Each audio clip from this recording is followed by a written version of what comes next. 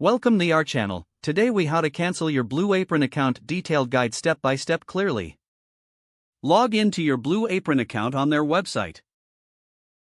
Navigate to the account settings section. Look for the option labeled Manage Account. Select Cancel Plan or Cancel Subscription from the options available.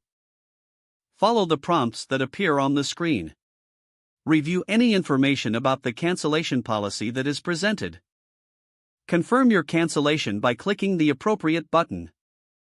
Check your email for a confirmation message from Blue Apron.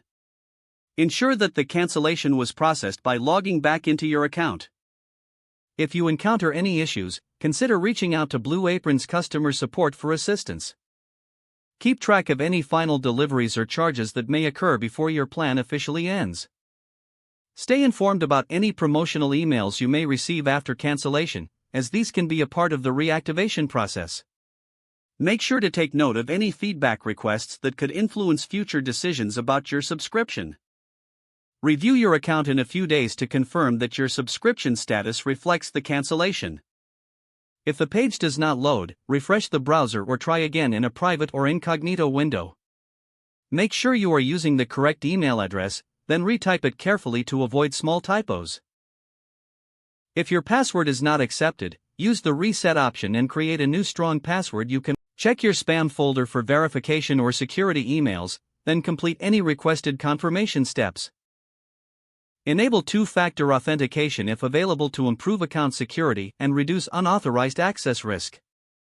After signing in, review your profile details so your contact information and settings are accurate and current.